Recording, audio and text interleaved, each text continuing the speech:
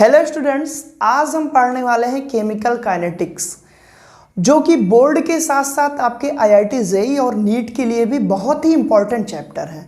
Basically यहाँ से 2 से 3 क्वेश्चन हर ईयर आपसे आ जाते हैं। तो सबसे पहले तो हम लोग इस चैप्टर को देखेंगे और फिर सारे क्वेश्चन सॉल्व करेंगे। स्टूडेंट्स, आपका टाइम ना वेस्ट हो इसलिए मैं पहले बता दे रहा हूँ, कुछ बातें हैं जो इंटरेक्शन की उसको बोलना चाहता हूँ। तो अगर आपको डायरेक्ट मुझसे पढ़ना है तो 3 मिनट आप स्किप करिए, और अगर मेरी बातें सुनना पसंद करते हैं देन आप सुन सकते हैं। बेसिकली हमको अगर हम सीरियल वाइज चले तो हमको स्टार्ट करना था इलेक्ट्रोकेमिस्ट्री, बट टॉपिक ये बहुत ही डिमांडिंग है। कई सारे कमेंट्स आए और व्हाट्सएप फेसबुक और डिमांडिंग ओवरऑल बोले तो कई सारे मैसेजेस आए कि सर आप केमिकल काइनेटिक्स स्टार्ट करिए और सिंपल विथ नोट्स। तो मैंने फिर इस बात को ध्यान दिया और बहुत ही असमंजस में था कि मैं केमिकल काइनेटिक्स स्टार्ट करूं या इलेक्ट्रो सीरियल वाइज, क्योंकि उधर डिमांड ऑर्गेनिक की भी आ रही थी। तो मैं बता दूं स्टूडेंट्स कि अभी तो हमने केमिकल काइनेटिक्स स्टार्ट कर दिया। मैटर ये नहीं करता कि केमिकल काइनेटिक्स पहले चली कि इलेक्ट्रो पहले चली। हम लोग पहले केमिकल काइनेटिक्स पढ़ ले रहे हैं, देन हम इलेक्ट्रो पढ़ेंगे। और जो स्टूडेंट्स ऑर्गेनिक की डिमांड कर रहे हैं उनको मैं पूरा विश्वास दिलाता हूँ कि मुझे चाहे डबल मेहनत करनी पड़े, नोट्स अलग से बनानी पड़े, पढ़ना पड़े, देन पढ़ाना पड़े, हम आपको ऑर्गेनिक भी बहुत ही जल्दी कंप्लीट कराएंगे। और 4 मंथ के अंदर मैं 12th का पूरा सिलेबस कंप्लीट कराऊंगा विथ क्वेश्चंस। अब ये सारी स्ट्रेटजी मैं यहाँ पे नहीं बताऊंगा क्योंकि टाइम ज़्यादा लगेगा, मेनली लेक्चर हमको पढ़ना है। इसके लिए मैं एक अलग से वीडियो कल डाल दूंगा कि क्या मेरा विज़न है 12th क्लास के लिए और क्या मेरा विज़न है क्लास 11th के लिए, और हाई स्कूल की क्या स्ट्रेटजी मेरे द्वारा हो सकती है। तो स्टूडेंट्स, अब आते हैं डायरेक्ट टॉपिक पे। आज का जो हमारा चैप्टर है केमिकल काइनेटिक्स, जो कि फिजिकल केमिस्ट्री से बिलोंग करता है, एनसीईआरटी का 4th चैप्टर है क्योंकि सॉलिड स्टेट ऐड हो गया। तो फर्स्ट ऑफ ऑल कॉपी में हेडिंग डालिए अब भी केमिकल काइनेटिक्स। स्टूडेंट्स, अगर आपको नोट्स बनाने में अच्छा लग रहा है तो मेरे साथ साइड नोट बनाते हुए चलिएगा, और अगर आपको नहीं बनाना तो केवल समझिएगा कहानी के जैसा, क्योंकि बहुत ही आसान चैप्टर है। बस आप मेरे साथ धीरे धीरे इसको 6 से 7 दिन में कंप्लीट करिए, 100% यहाँ से क्वेश्चंस आपके हो जाएंगे। तो आइए अब बात करते हैं केमिकल काइनेटिक्स का मतलब क्या होता है। बात करें अगर केमिकल काइनेटिक्स तो एक फिजिकल केमिस्ट्री की ब्रांच है, जैसा कि मैंने पहले कहा।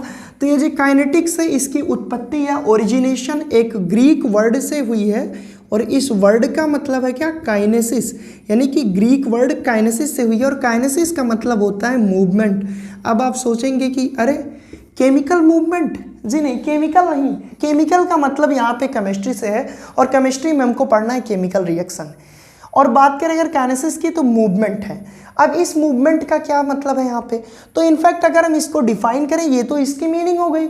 तो डिफिनीशन ये आएगी कि ये branch of physical chemistry in which we study about rate of reaction, जिसमें हम रेट ऑफ रिएक्शन को पढ़ते हैं। दूसरी चीज factor which affect the rate of reaction, वो कौन कौन से फैक्टर हैं जो रेट ऑफ रिएक्शन को अफेक्ट करते हैं, और रिएक्शन मैकेनिज्म, इन 3 चीज़ों की स्टडी जिस ब्रांच में हम लोग करते हैं which is called chemical kinetics. In short कहें अगर एकदम सिंपल सी डिफिनीशन तो आप बोल सकते हैं the branch of physical chemistry in which we study about the rate of reaction and factor affecting rate of reaction is called chemical kinetics. I hope आपको clear हुआ होगा। डिफिनीशन बहुत ही सिंपल है। तो अगर इसकी डिफिनीशन आप लिखना चाहें तो मैंने तो नोट्स में ऐड कर दिया है, तो ये सब छोटी बातें हैं, लिखना थोड़ी ना, हमको इंट्रोडक्शन है एक प्रकार से चैप्टर का, ये आप लिख सकते हैं। तो ये हो गया हमारा कि केमिकल काइनेटिक्स है क्या। अब बात करते हैं इसको हमको पढ़ने की ज़रूरत क्यों पड़ी। ज़रूरत इसलिए पड़ी स्टूडेंट्स क्योंकि अगर हम इसमें रेट ऑफ रिएक्शन पढ़ रहे हैं तो रेट ऑफ रिएक्शन से हम किसी भी रिएक्शन की रेट बता देंगे। अब इंडस्ट्रियल फैक्ट्री में बहुत सारे ऐसे प्रोडक्ट बनते हैं कि जिनको हम बता सकते हैं कि ऐसे इसकी रेट बहुत ज़्यादा तेज़ है, या इस हिसाब से इसको ऐसे इसमें फैक्टर लगाएं तो इसकी रेट बढ़ जाएगी, यानी कि प्रोडक्ट ज़्यादा अमाउंट में मिलेगा। और जब प्रोडक्ट ज़्यादा अमाउंट में मिलेगा तो यही तो हमको चाहिए कि कैसे कम टाइम में ज़्यादा प्रोडक्ट जाए। और दूसरी चीज़ कि टेम्परेचर कितना रखे, कंसंट्रेशन कितना रखे, ये सारी जानकारी हमको इस चैप्टर को पढ़ के हमको मालूम होती है। तो अब बात करते हैं कि इस चैप्टर में पढ़ना क्या क्या है। सिलेबस पे भी तो फोकस करना चाहिए कि क्या क्या हमको पढ़ना है। तो हम इस चैप्टर में जो पढ़ने वाले हैं यहाँ पे हम पॉइंट टू पॉइंट आपको लिख दे रहे हैं। तो बेसिकली फर्स्ट ऑफ ऑल हमको पढ़ना है, जो सिलेबस की बात है, रेट ऑफ रिएक्शन, यानी कि केमिकल रिएक्शन की रेट पढ़ना है। अब रेट ऑफ रिएक्शन को मैं हमेशा ROR लिखूंगा, आप समझ जाइएगा।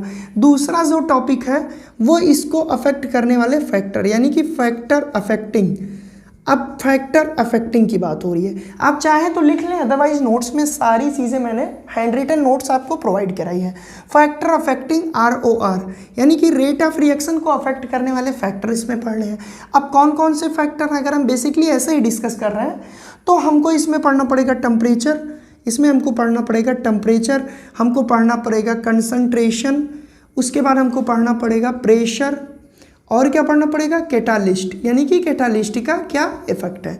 बात करें अगर टेम्परेचर की तो इसमें हमको एक इक्वेशन पढ़ना पड़ेगा आर्हीनियस इक्वेशन, आर्हीनियस इक्वेशन, और इसी में हमको पढ़ना पड़ेगा एक्टिवेशन एनर्जी। ये सब काफ़ी ज़्यादा इंपॉर्टेंट है, ये हम लोग पढ़ेंगे, ठीक है। बात करें कंसंट्रेशन की तो इसमें हमको पढ़ना आर्डर ऑफ रिएक्शन। अब आर्डर ऑफ रिएक्शन तो आप सभी परिचित होंगे, नहीं भी तो इसका नाम जान जाएंगे अच्छे से। अब इसमें आर्डर ऑफ रिएक्शन में हमको zero order reaction, first order reaction, second order reaction, third order reaction and ETC। बात करें अगर कैटालिस्ट की तो इफेक्ट ऑफ कैटालिस्ट क्या है और प्रेशर क्या, ये सारी चीज़ें हमको डिस्कस करनी है। और क्या पढ़ना है, हमको पढ़ना है मॉलिक्यूलरिटी, रिएक्शन की मॉलिक्यूलरिटी क्या होती है, और हमको पढ़ना है रिएक्शन मैकेनिज्म, और रिएक्शन मैकेनिज्म में ही हम पढ़ेंगे कोलेजन थ्योरी। ये बहुत ही इंटरेस्टिंग थ्योरी है, तो स्टूडेंट्स बहुत ही ज़्यादा मज़ा आने वाला है इस चैप्टर को पढ़ के हमको, क्योंकि मैंने बोला ना कि बहुत ही सिंपल चैप्टर है, बस आप धीरे धीरे चीज़ों को समझते रहिएगा, सारे क्वेश्चंस आपके सॉल्व होंगे। तो चलिए ठीक है, अब हम इस सिलेबस को रफ करते हैं, अपना पहला टॉपिक उठाते हैं कि रेट ऑफ रिएक्शन क्या है, इसको बहुत ही अच्छे से डिफाइन करते हैं और आप शॉर्ट नोट बनाते चलिएगा। स्टूडेंट्स अब हम बात करते हैं रेट ऑफ रिएक्शन की। तो फर्स्ट ऑफ ऑल रेट का सीधा सा आप अंदाज़ा लगाइए कि रेट का मतलब स्पीड से लिया गया है। अब आप सोचेंगे बुक में तो सर ऐसा कहीं नहीं लिखा गया कि स्पीड ऑफ रिएक्शन, जी हाँ, लेकिन समझने के लिए हम समझ सकते हैं।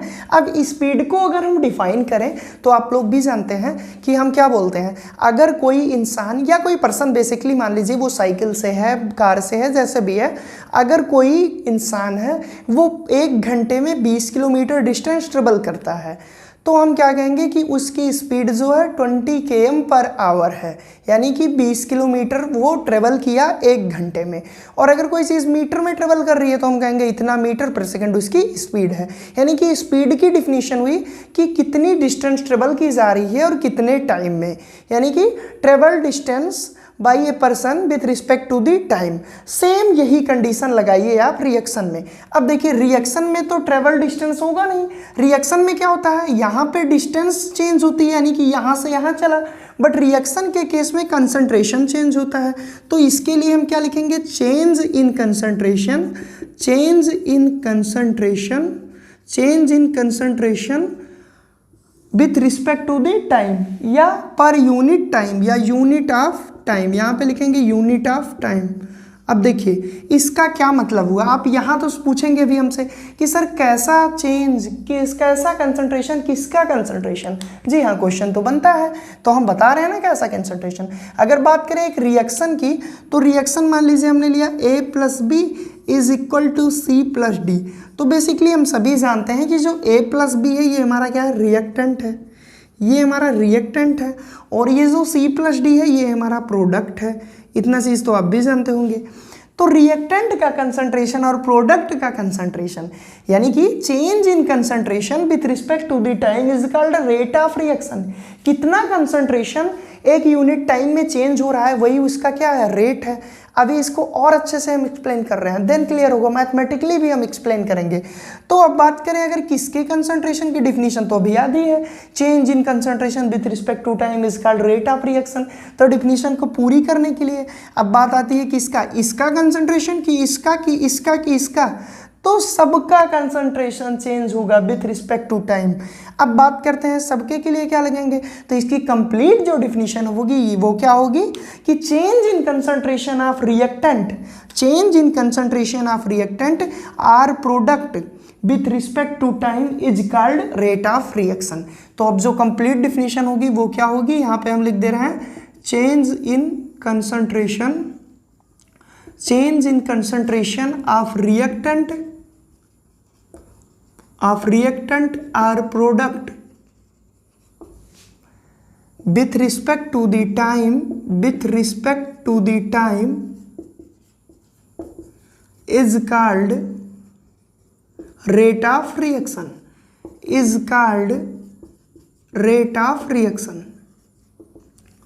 या ROR। तो आई होप अब आपको बहुत ही अच्छे से क्लियर हो गया होगा कि किसका कंसंट्रेशन चेंज होगा। रिएक्शन में कंसंट्रेशन चेंज होता है और स्पीड हम निकालते हैं तो इंसान के द्वारा ट्रेवल की जाती है क्या, डिस्टेंस, लेकिन दोनों में विथ रिस्पेक्ट टू टाइम, यानी कि यहाँ पे हम यूनिट लेंगे, यूनिट ऑफ टाइम लेंगे और चेंज इन कंसंट्रेशन। अब रिएक्टेंट के, किस रिएक्टेंट के लिए, तो एनी रिएक्टेंट एनी प्रोडक्ट का चेंज जब होता है concentration with respect to time, then this is called rate of reaction. तो ये तो हमने पढ़ा रेट ऑफ रिएक्शन। अब रेट ऑफ रिएक्शन कई तरह की हो सकती है। कैसे, जैसे स्पीड कई तरह की होती है।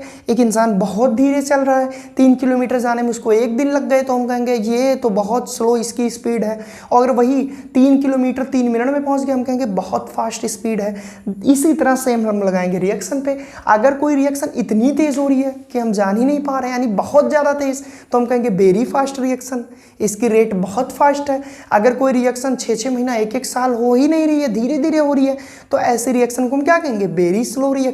तो अब हम देखते हैं कि वेरी फास्ट रिएक्शन और वेरी स्लो रिएक्शन क्या है और मॉडरेटरी रिएक्शन क्या है। आखिर इस रेट ऑफ रिएक्शन को हमको किस रिएक्शन के लिए पढ़ना है, वेरी फास्ट में पढ़ना है कि वेरी स्लो में पढ़ना है कि मॉडरेटरी में। इस चैप्टर का यूज हमको कहाँ पे करना है ये चीज़ यहीं से क्लियर होगी। तो लीजिए जल्दी से स्क्रीनशॉट, हम इसको करते हैं रफ, फिर हम आपको दिखाते हैं कि कितने टाइप की रिएक्शन है और किस टाइप की रिएक्शन के लिए रेट ऑफ रिएक्शन हमको निकालना है। स्टूडेंट्स अब बात करते हैं कि रेट ऑफ रिएक्शन किस टाइप की रिएक्शन के लिए हम निकालते हैं। तो बेसिकली मैंने आपको बताया कुछ रिएक्शन बहुत ही तेजी से होती हैं, यानी कि वेरी फास्ट रिएक्शन, ऐसे रिएक्शन को कहते हैं। अब very fast reaction mostly ionic compound में होती है, यानी कि आयनिक रिएक्शन होती हैं। अब आयनिक रिएक्शन का हम एक एग्जांपल लेते हैं और वहाँ से समझते हैं। ये रिएक्शन इतनी ज़्यादा तेज़ होती हैं कि हम जान ही नहीं पाते कितनी तेज़ हुई। ये माइक्रो सेकेंड में होती है, यानी कि 10⁻⁻⁶ के स्पीड से होती हैं। अब इस माइक्रो सेकंड का मेजरमेंट तो बहुत ही ज़्यादा पॉसिबल है नहीं, तो इसलिए ऐसी रिएक्शन की रेट हम डिटरमाइन नहीं कर पाते। एग्जांपल देते हैं आपको कैसी रिएक्शन। एग्जांपल है, जैसे हमने लिया एक आयनिक, क्या लिया, AgNO3 plus NaCl gives out NaNO3 plus AgCl, और ये जो AgCl हमारा बनता है ये प्रिसिपिटेट फॉर्म में। तो ऐसे टाइप की रिएक्शन में आयनिक बॉन्ड इतनी तेज से इंटर कन्वर्जन होते हैं कि हम डिटरमाइन ही नहीं कर पाते इनकी रेट कितनी है, यानी कि बहुत ही ज़्यादा स्पीड। जैसे हम आपको थाली में रसगुल्ले दे दिए और कुछ लोग जो रसगुल्ले पसंद करते हैं वो 1 मिनट में इतने ज़्यादा रसगुल्ले खा लिए कि हम उनकी स्पीड का डिटर्मिनेशन ही नहीं कर पाए। तो वो सेम एज इट इज़ यहाँ पे फॉलो होगा। यानी कि अगर बात करें कैसे आयनिक है, तो ये Ag हमारा प्लस में है, NO3 हमारा माइनस में है। यहाँ पे बात करें तो हमारा Na प्लस में है, ये Cl माइनस में है यहाँ पे। तो ये क्या हुआ, NaNO3 से जुड़ गया AgCl से, और ये इंटर कन्वर्जन होकर हमारा फॉर्म किया NaNO3 प्लस AgCl का प्रेसिपिटेशन। तो इस टाइप की रिएक्शन में रेट हम डिटरमाइन नहीं कर सकते, यानी कि वेरी फास्ट रिएक्शन तो इस चैप्टर में हमको नहीं पढ़ना है क्योंकि उसकी रेट ही हम नहीं डिटरमाइन कर सकते। अब बात करते हैं दूसरी टाइप की रिएक्शन। हम एक टाइप की और रिएक्शन होती है वेरी स्लो। अब वेरी स्लो रिएक्शन का एक बहुत ही अच्छा एग्जाम्पल क्या है हमारा, इसका एग्जाम्पल है rusting of the iron. Iron में जो रस्टिंग का काम होता है वो देखेंगे आप 6-6 महीने 1-1 साल लग जाते हैं, तब जाके रस्टिंग प्रोसेस होती है। अब इतनी स्लो प्रोसेस के लिए इंडस्ट्री में क्या यूज़ होगा, इसकी रेट डिटरमाइन करके हम क्या कर पाएंगे। हमको मेनली ये किस पे लागू करना है, इंडस्ट्रियल में, यानी इंडस्ट्री में कोई चीज़ का प्रोडक्ट कितना ज़्यादा अमाउंट में हम पाएँ कितने कम समय में। तो यानी कि वेरी स्लो रिएक्शन के लिए भी रेट निकालने का कोई मतलब नहीं है, यानी कि ये यूजफुल नहीं है, तो हम इसके लिए भी नहीं निकालते हैं। तो अगर हम बात करें वेरी स्लो रिएक्शन की, तो इसका बहुत ही अच्छा एग्जांपल क्या है, rusting of iron. Rusting of iron, और ये जो रस्टिंग ऑफ आयरन है, ये रस्टिंग ऑफ आयरन, इसको हम क्या कहते हैं, वेरी एक्सट्रीमली स्लो रिएक्शन। तो इस टाइप की रिएक्शन के लिए भी रेट ऑफ रिएक्शन नहीं निकालते। अब बात सोचने वाली ये है कि फिर किस टाइप की रिएक्शन के लिए रेट ऑफ रिएक्शन निकालेंगे, इस चैप्टर में हमको क्या पढ़ना है। तो अब डायरेक्ट उसी पॉइंट पे आते हैं, जो हमारी तीसरी रिएक्शन है वो, इसको हम कहते हैं सिंपल रिएक्शन या मॉडरेट रिएक्शन। मैं यहाँ पे लिख दे रहा हूँ, इसको हम लोग क्या कहते हैं, मॉडरेट रिएक्शन या सिंपल रिएक्शन। अब मॉडरेट रिएक्शन और सिंपल रिएक्शन का क्या मतलब है, ये कुछ मिनट में होती है। जैसे हम एक एग्जांपल लेते हैं, मॉलिक्यूलर रिएक्शन होती है ये, कैसी रिएक्शन, मॉलिक्यूलर रिएक्शन, इसको मॉलिक्यूलर रिएक्शन भी कहते हैं। अब मॉलिक्यूलर रिएक्शन का एक बहुत ही अच्छा एग्जांपल हम लेते हैं, एग्जांपल को हम यहाँ पे लेते हैं, आपको बस समझ में आना चाहिए।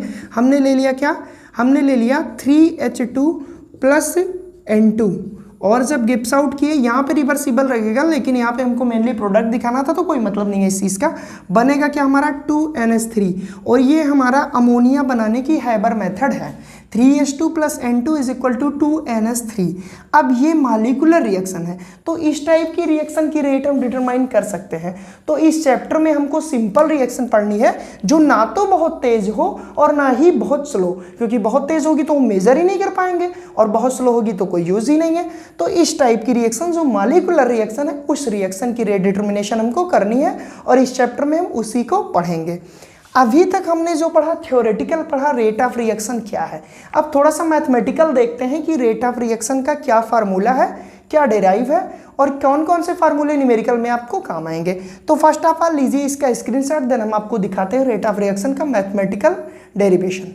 रेट ऑफ रिएक्शन को मैथमेटिकली अगर हम लिखना चाहें तो सबसे पहले एक सिंपल सी रिएक्शन लेते हैं जो हमने स्टार्टिंग में बताई थी, A plus B arrow C plus D. यहाँ पे C प्लस डी हमारा प्रोडक्ट है, A प्लस बी हमारा क्या है, रिएक्टेंट है। तो अब देखिए होगा क्या, मान लीजिए हमको रिएक्टेंट के लिए क्या लिखना है, मैथमेटिकली रेट ऑफ रिएक्शन निकालनी है। तो हम क्या यहाँ पे लिखेंगे, यहाँ पे लिखेंगे rate of reaction, rate of reaction of reactant. अब एक चीज़ ध्यान दीजिएगा कि अगर रिएक्टेंट यहाँ पे ज़्यादा है, मान लीजिए यहाँ पे 100% रिएक्टेंट है और यहाँ पे रिएक्टेंट 0% बचेगा और यहाँ पे प्रोडक्ट 100% बनेगा, यहाँ पे प्रोडक्ट 0%, यानी कि रिएक्टेंट का अमाउंट डिक्रीज होगा और प्रोडक्ट का अमाउंट इंक्रीज होगा जैसे जैसे रिएक्शन आगे बढ़ेगी।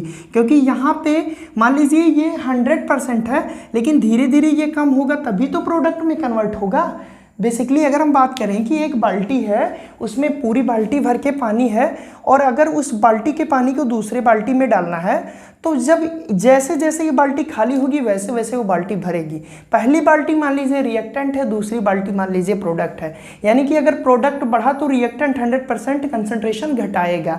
तो ये चीज़ आपको क्लियर हुई कि यहाँ पे रिएक्टेंट धीरे धीरे घटेगा जब प्रोडक्ट में कन्वर्जन होगा। क्लियर।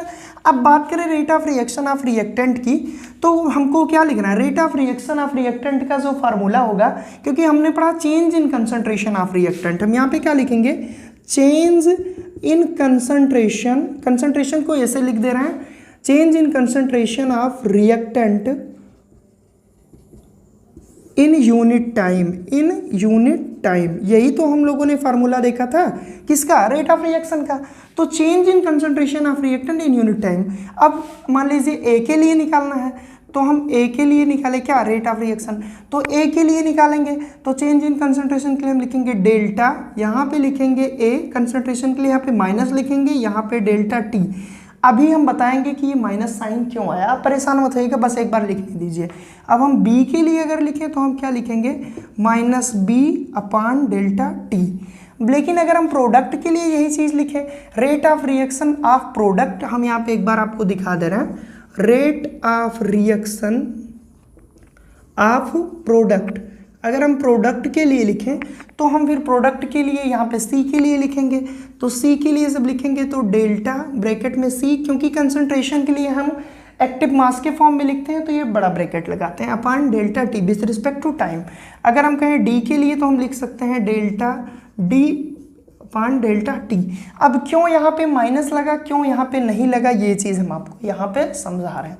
देखिए अगर बात करें रिएक्टेंट की तो रिएक्टेंट इधर से इधर जाने पे कम हो रहा है, यानी कि इस रेट, देखिए रेट तो कभी निगेटिव हो ही नहीं सकती, मैं आपको पहले बता दूं। ये जो निगेटिव हो रहा है वो क्या हो रहा है, जो कमी आ रही है वो कंसंट्रेशन में आ रही है, यानी कि रिएक्टेंट का कंसंट्रेशन कम हो रहा है और प्रोडक्ट का कंसंट्रेशन बढ़ रहा है। तो रिएक्टेंट के कंसंट्रेशन के लिए कमी आएगी तो माइनस साइन लगाएंगे और प्रोडक्ट में तो कोई कमी आ नहीं रही है तो हम माइनस साइन नहीं लगाएंगे। और अच्छे से अगर समझना है तो हम ये लिख सकते हैं कि यहाँ पे चेंज इन कंसंट्रेशन की जगह पे हम लिख सकते हैं डिक्रीज यहाँ पे क्या लिख सकते हैं, decreases in concentration of reactant. जो रिएक्टेंट का कंसंट्रेशन वो डिक्रीज हो रहा है, क्यों? क्योंकि प्रोडक्ट बन रहा है रेट ऑफ रिएक्शन में, तो अब डिक्रीजेज हो रहे हैं यानी कि निगेटिव, तो इसके लिए निगेटिव साइन हम यहाँ पे यूज कर दिए। और बी भी हमारा रिएक्टेंट है तो इसके लिए भी निगेटिव साइन। बट अगर हम बात करें इसके लिए प्रोडक्ट के लिए, तो प्रोडक्ट इंक्रीज हो रहा है यानी कि increase in concentration of product. यहाँ पे रिएक्टेंट का कंसंट्रेशन तो डिक्रीज हो रहा है, बट जैसे जैसे रिएक्शन ग्रो करेगी प्रोडक्ट का कंसंट्रेशन इंक्रीज होगा, तो इसके लिए पॉजिटिव, इसके लिए निगेटिव। लेकिन अगर आपसे बेसिकली बात की जाए रेट ऑफ रिएक्शन, तो रेट ऑफ रिएक्टेंट भी पॉजिटिव रहेगा और रेट ऑफ प्रोडक्ट भी पॉजिटिव रहेगा। ये जो माइनस साइन है ये केवल कंसंट्रेशन में डिक्रीजमेंट को डिनोट कर रहा है। तो आई होप क्लियर हुआ होगा कि क्यों यहाँ पे माइनस है, क्यों यहाँ पे प्लस। अब बात करें रेट ऑफ रिएक्शन की, तो दो टाइप की रिएक्शन की रेट हम लोग निकालते हैं। एक होती है एवरेज रेट ऑफ रिएक्शन, एक होती है एवरेज रेट ऑफ रिएक्शन, एक होती है instant rate of reaction. Average rate of reaction और एक होती है इंस्टेंट, दूसरी क्या होती है हमारी, instant rate of reaction, instant या इंस्टेनियस रेट ऑफ रिएक्शन। तो अब देखिए रेट ऑफ रिएक्शन, तो ये जो हमने अभी देखा ये हमारा एवरेज रेट ऑफ रिएक्शन का फार्मूला था। यानी कि अगर हम ओवरऑल कंसंट्रेशन की बात करें तो हम चेंज इन कंसंट्रेशन को डेल एक्स से डिनोट कर दें और विथ रिस्पेक्ट टू टाइम को डेल टी, यानी ओवरऑल रेट ऑफ रिएक्शन का जो फार्मूला आएगा del X upon del T.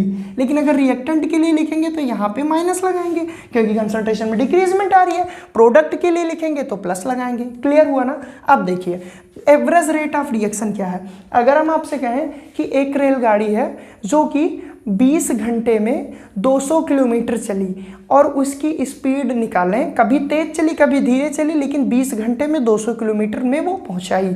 तो अगर 20 आवर में वो 200 किलोमीटर चली तो इसकी जो एवरेज स्पीड होगी हम 200 km अपॉन 20 से इसको भाग दे देंगे तो हमारा बचेगा क्या, 10 किलोमीटर प्रति आवर। यानी कि जो इसकी एवरेज स्पीड हुई वो 10 km पर आवर हुई, यानी कि पर आवर वो 10 किलोमीटर की स्पीड से चली। हाँ, हो सकता है वो कहीं पे 20 से भी बहुत तेज चली हो, कहीं पे धीरे, लेकिन हम ओवरऑल एवरेज स्पीड निकालते हैं। तो ऐसी टाइप की रेट जो होगी वो एवरेज रेट ऑफ रिएक्शन होगी, तो उसके लिए ये सारी चीज़ें लागू होंगी। अब बात करें इंस्टेनियस रेट ऑफ रिएक्शन क्या है। जैसे मान लीजिए कि हर 5 मिनट पे हम रेट मापें कि अभी कितनी है, तो कभी मान लो 10 किलोमीटर प्रति सेकंड है, सॉरी कभी 10 किलोमीटर प्रति घंटा है, कभी 30 हो जाएगी, कभी और बढ़ के 40 हो जाएगी, लेकिन ओवरऑल एवरेज निकालेंगे तो 10 ही आएगा।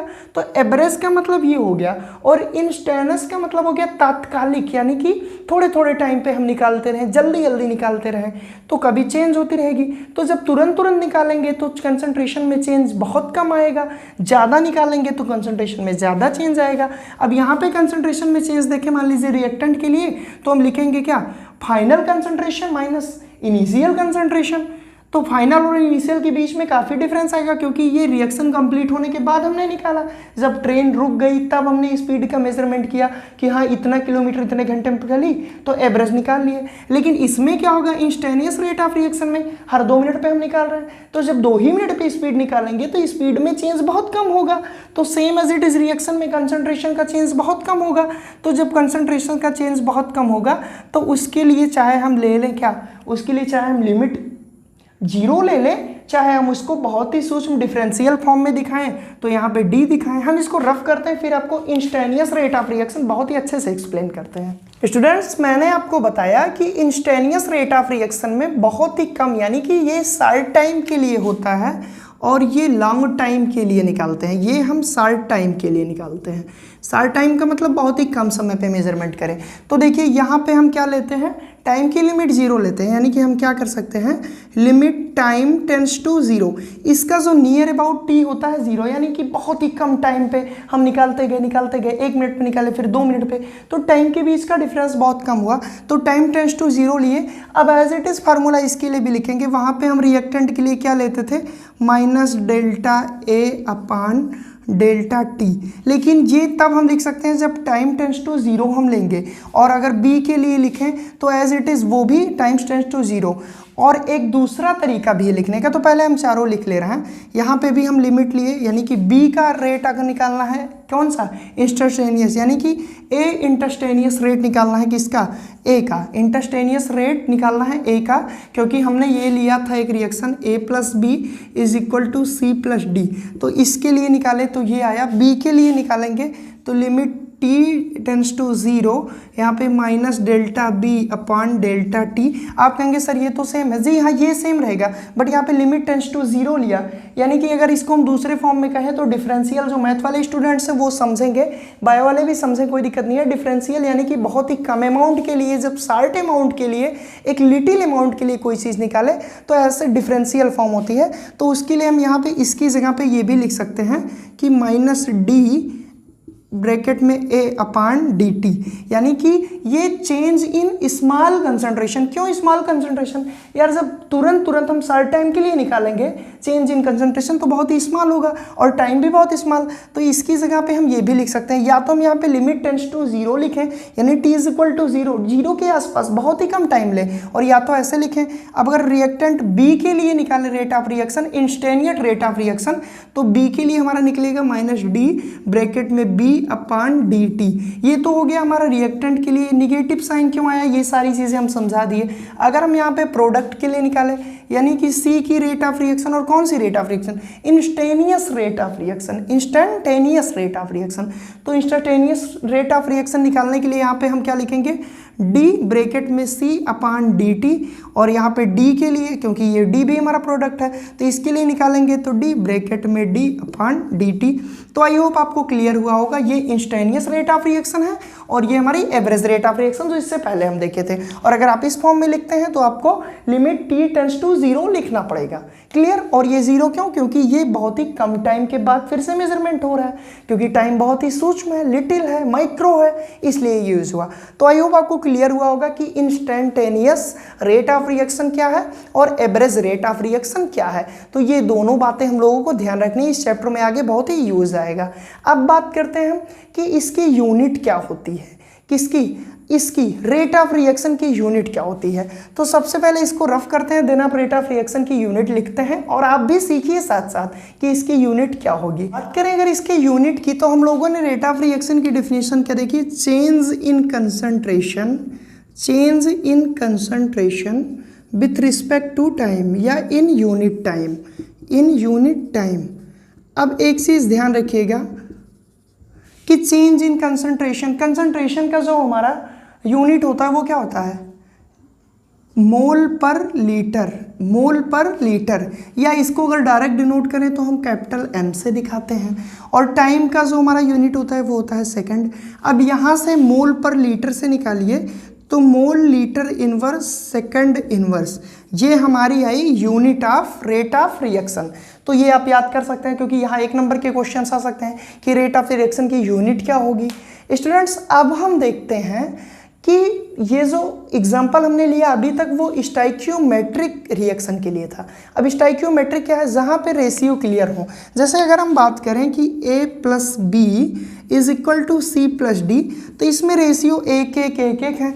तो ऐसे टाइप के रिएक्शन को स्टाइक्योमेट्रिक रिएक्शन कहते हैं, ऐसे टाइप के रिएक्शन को स्टाइक्योमेट्रिक रिएक्शन कहते हैं। इसमें रेशियो इक्वल है। अब इसमें जितना ए का कंसंट्रेशन चेंज होगा उतना ही डिक्रीजमेंट बी के कंसंट्रेशन में आएगा, और जितना सी का कंसंट्रेशन इंक्रीज होगा उतना ही इंक्रीज डी का होगा, यानी यहाँ पे रेशियो इक्वल है। बट अगर यही हम बात करें कि रिएक्शन हमको मिल जाए 2a plus B arrow C plus 3d, तो इस केस में क्या होगा, तो ये हमारा नॉन स्टाइकियोमेट्री रिएक्शन है। इस केस में हम क्या करेंगे, जितना यहाँ पे दिया है उतने से भाग देंगे, कब, रेट ऑफ रिएक्शन निकालते हुए। यानी कि हम क्या कह सकते हैं कि जितनी देर में यहाँ पे सबके मोल एक साथ चेंज होंगे, बट यहाँ पे कंसंट्रेशन की बात करें तो जितनी देर में बी का 1 मोल कंसंट्रेशन चेंज होगा या 1 मोल कन्वर्ट होगा किसमें, प्रोडक्ट में, उतनी ही देर में इसके 2 मोल प्रोडक्ट में कन्वर्ट होंगे, और जितनी देर में C का 1 मोल प्रोडक्ट बनेगा उतने ही टाइम में D का 3 मोल प्रोडक्ट बनेगा। अगर बात करें इसका, तो इसका कंजप्शन होगा, इसका क्या होगा, फॉर्मेशन होगा। तो अगर हम बात करें इसके कंजप्शन की, तो इसको हम RA से दिखाएं, इसके कंजप्शन, यानी जितनी देर में B का 1 मोल कंजप्शन होगा उतनी ही देर में A का 2 मोल कंजप्शन हो जाएगा, यानी इसको हम क्या दिखाएं, RB, यानी कि रिएक्टेंट का। और ये प्रोडक्ट का है तो इसको हम PC लिख दे रहे हैं, इसको हम PD लिख दे रहे हैं। अब ध्यान से समझिएगा इस 2A B C 3D का क्या मतलब है। मतलब ये है कि जितने टाइम में B का 1 मोल कंजप्शन होगा उतनी ही टाइम में A के 2 मोल का कंजप्शन होगा। क्लियर। और जितने टाइम में C का 1 मोल फॉर्मेट होगा उतने ही टाइम में D का 3 मोल फॉर्मेट होगा। तो इस चीज को अगर रिप्रेजेंटेट करना है, किसी रिएक्शन में रेट निकालनी है, तो हम A के लिए लिख सकते हैं RA/2, RA/2 is equal to RB, क्योंकि RB/1 करेंगे, 1 मोल है तो 1 का कोई मतलब नहीं, ये ध्यान रखिएगा। और बात करें अगर यही चीज प्रोडक्ट में, तो जितने टाइम में C का 1 मोल बनेगा उतनी ही टाइम में D का 3 मोल बनेगा। तो हम क्या लिख सकते हैं, हम लिख सकते हैं PC is equal to PD/3। Clear. तो ये हुआ हमारा नॉन स्टाइक्योमेट्रिक रिप्रेजेंटेशन के लिए, और अगर स्टाइक्योमेट्रिक है तो फिर हम डायरेक्टली कर सकते हैं। तो स्टूडेंट्स अब हम नेक्स्ट टॉपिक पढ़ेंगे, factor affecting rate of reaction. तो आई होप आपको क्लियर हुआ होगा। एक बार मैं फिर से बोल दे रहा हूँ, मैंने अपने तरफ से पूरी कोशिश की है कि ये वीडियो लेक्चर आपको समझ में आए। फिर भी अगर आप पूरा वीडियो देखें और आपको नहीं समझ में आया, आप कमेंट सेक्शन में बेहिचक कमेंट करिएगा, मैं फिर से इसका वीडियो दूसरे तरीके से और ईजी वे में समझाने की कोशिश करूँगा। और नोट्स डाउनलोड कर लीजिएगा। आज के लिए बस इतना ही students, thank you so much.